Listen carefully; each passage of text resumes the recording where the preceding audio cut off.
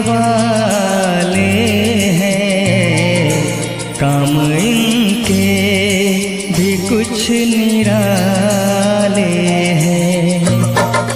वज्रधारी भी आने वाले हैं, काम इनके भी कुछ निराले हैं। नाम जिनका है इंद्रदेव सुनो, शासन स्वर्ग लोक के संभाले हैं। वज्रधारी भी आने वाले हैं, काम इनके भी कुछ निराले हैं। नाम जिनका है इंद्रदेव सुनो, शासन स्वर्ग लोक के संभाले हैं। वज्रधारी भी आने वाले हैं, काम इनके भी कुछ निराले हैं।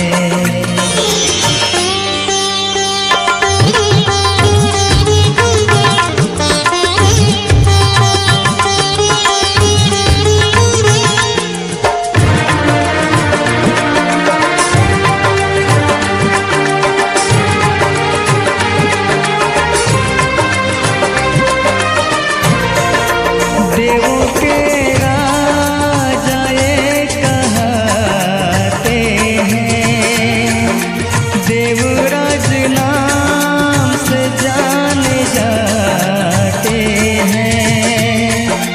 हुक्म बादल पे भी चलाते हैं, महाभारत में पूजे जाते हैं। वृत्रासुर के वध की खातिर मुनि दधीचि को मनाने वाले हैं। वज्रधारी भी आने वाले हैं, काम इनके भी कुछ निराले हैं।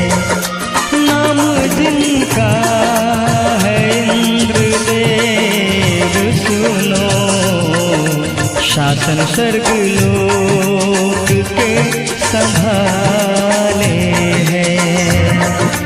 वज्रधारी भी आने वाले हैं, काम इनके भी कुछ निराले हैं।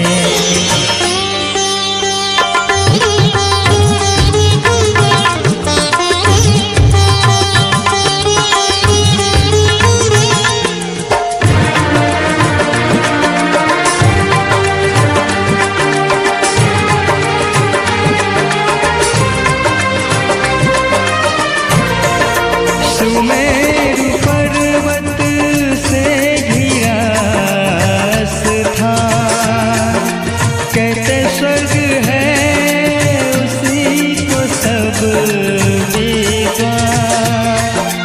इंद्र की मर्जी से है बदले दिशा, वर्णित करता यही है वेद पुराण।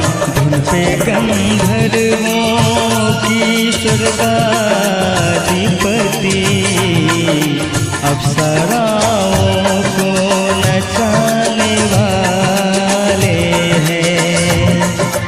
वज्रधारी भी आने वाले हैं, काम इनके भी कुछ निराले हैं। नाम जिनका है इंद्रदेव सुनो, शासन स्वर्ग